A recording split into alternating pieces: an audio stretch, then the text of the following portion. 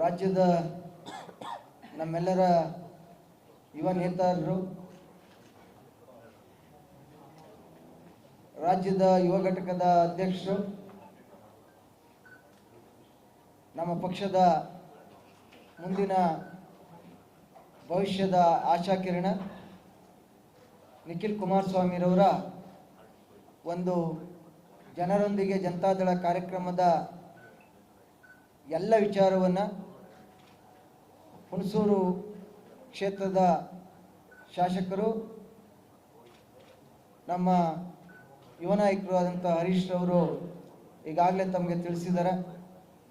ಈ ಸಂದರ್ಭದಲ್ಲಿ 18ನೇ ತಾರೀಕು ಬೆಳಗ್ಗೆ 11 ಗಂಟೆಗೆ ಮಾಜಿ ಶಾಸಕರು, ನಮ್ಮ ಪ್ರಚಾರ ಸಮಿತಿಯ ಸದಸ್ಯರು ಆದಂತಹ ಮಾದೇವಣ್ಣರವರ ನೇತೃತ್ವದಲ್ಲಿ ಪಿರಿಯಾಪಟ್ಟಣದಲ್ಲಿ ಎಲ್ಲ ಪ್ರಮುಖರ ಕಾರ್ಯಕರ್ತರ ಸಭೆ ಪ್ರಾರಂಭ ಆಗುತ್ತೆ. ಅದು ಮುಗಿದ ನಂತರ 22ನೇ ತಾರೀಕು KR ನಗರದಲ್ಲಿ ರೇಡಿಯೋ ಮೈದಾನದಲ್ಲಿ ನಮ್ಮ ಅಧ್ಯಕ್ಷರುಗಳಾದಂತಹ ಹಂಪಾಪುರ ಕುಮಾರ್ ಮತ್ತು ರಾಜಣ್ಣರವರ ನೇತೃತ್ವದಲ್ಲಿ ಎಲ್ಲ ಕಾರ್ಯಕರ್ತರ ಸಹಕಾರ, ಮುಖಂಡರ ಸಹಕಾರದೊಂದಿಗೆ 4 ಗಂಟೆಗೆ 22ನೇ ತಾರೀಕು ಕೃಷ್ಣರಾಜನಗರದಲ್ಲಿ ನಡೆಯುತ್ತೆ. ಅದರಲ್ಲೂ ಕೂಡ ನಿಖಿಲ್ ಕುಮಾರಸ್ವಾಮಿಯವರು ಭಾಗವಹಿಸ್ತಾರೆ. ಹಾಗೆ 24ನೇ ತಾರೀಕು ನಮ್ಮ ಯುವ ನಾಯಕರು, ನೂತನ ಜಿಲ್ಲಾಧ್ಯಕ್ಷರು, ಮಾಜಿ ಶಾಸಕರು ಆದಂತಹ ನಮ್ಮ ಅಶ್ವಿನ್ ಕುಮಾರ್ ಅವರ ನೇತೃತ್ವದಲ್ಲಿ ಸಂಜೆ 4 ಗಂಟೆಗೆ ಬನ್ನೂರಿನಲ್ಲಿ ಅವರ ಅಧ್ಯಕ್ಷರ ನೇತೃತ್ವದಲ್ಲಿ ನಮ್ಮ ನಿಖಿಲ್ ಕುಮಾರಸ್ವಾಮಿರವರು ಬಂದು ಉದ್ಘಾಟನೆಯನ್ನು ಮಾಡಲಿದ್ದಾರೆ.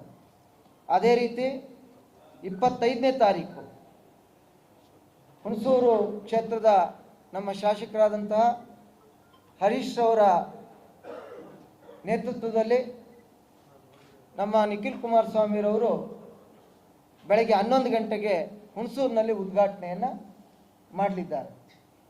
ಸ್ನೇಹಿತರೆ, ಇದ್ರ ಜೊತೆಗೆ ಇನ್ನು ವರ್ಣ, ಹಾಗೆ ಚಾಮುಂಡೇಶ್ವರಿ ಮತ್ತು ಕೋಟೆ, ಅವು ಮೂರನ್ನು ಕೂಡ ದಿನಾಂಕವನ್ನು ನಿಗದಿ ಮಾಡಲಿದ್ದೇವೆ. ಈಗ ನೂತನ ಅಧ್ಯಕ್ಷರು ಅಶ್ವಿನ್ ಮತ್ತು ನಗರಾಧ್ಯಕ್ಷರು ಮಂಜುನಾಥ್ರವರು, ಇವರಿಬ್ಬರ ನೇತೃತ್ವದಲ್ಲಿ ಇಡೀ ಜಿಲ್ಲೆಯಲ್ಲಿ ಹೊಸದಾಗಿ ಕುಮಾರಣ್ಣರವರ ಆದೇಶದ ಅನ್ವಯ ಹೊಸ ಘಟಕವನ್ನು ಪ್ರಾರಂಭ ಮಾಡ್ತಾರೆ. ಅದಾದ ನಂತರ ಎಲ್ಲ ತಾಲೂಕಿನ ಅಧ್ಯಕ್ಷರುಗಳು ಎಲ್ಲಿ ಸಾಧ್ಯತೆ ಇದೆ ಅದನ್ನು ಬದಲಾವಣೆಯನ್ನು ಮಾಡ್ತಾರೆ.